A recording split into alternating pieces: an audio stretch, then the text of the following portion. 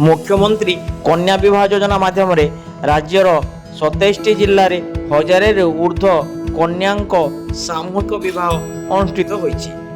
क्रम सुवर्णपुर जिला मुख्यालय स्थित टाउन हॉल प्रांगण में जिला स्तरीय सामूहिक विवाह कार्यक्रम संपन्न होती। कार्यक्रम में मान्यवर बीरमहाराजपुर विधायक इंजीनियर रघुनाथ जगदला मुख्य अतिथि भाव जोगदे नव दंपति को आशीर्वाद दे कही जे मुख्यमंत्री कन्या विवाह योजना केवल एक सरकारी सहायता नुहे, यह बाल्य विवाह विरोध में एक संकल्प, यौतुक प्रथा विरुद्ध एक सामाजिक संदेश और कन्या मान सम्मान को सुनिश्चित कर एक दृढ़ पदक्षेप। यह योजना केवल विवाह उत्सव नुहे बर सामाजिक सुरक्षा और लिंगगत समानता दिगरे ओडिशा सरकार का एक दृढ़ संकल्प। विधवा विवाह को प्रोत्साहन देवा हेउछि एही योजनार स्वतंत्र विशेषता।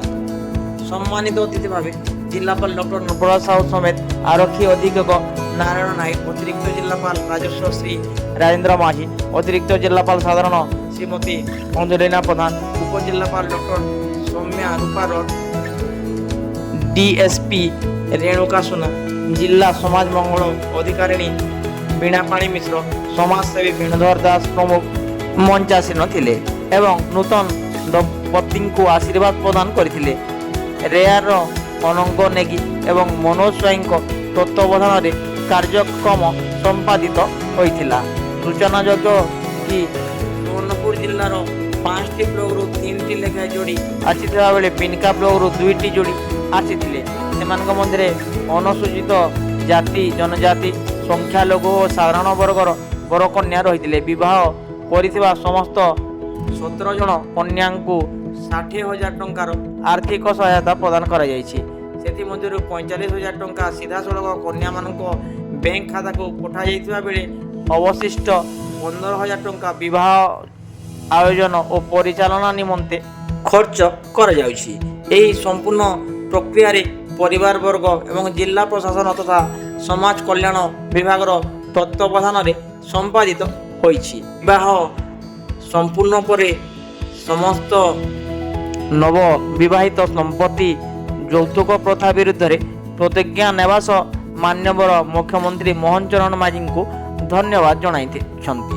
विवाह परे गोटे लेखाएं गछ समस्त दंपति को प्रदान कराइथिला। सेमाने यार यत्न नेबे एवं सही गछर जीवन तांकर विवाहर समय प्रतीक हेबो।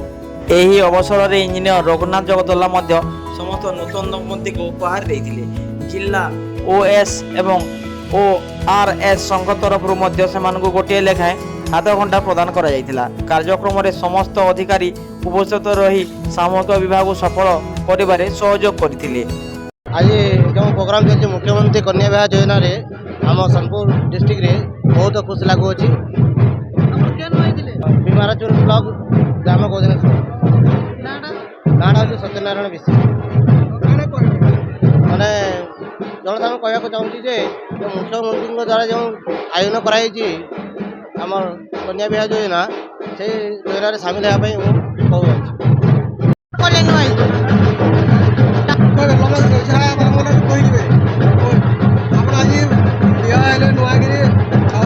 बहुत खुशी अच्छी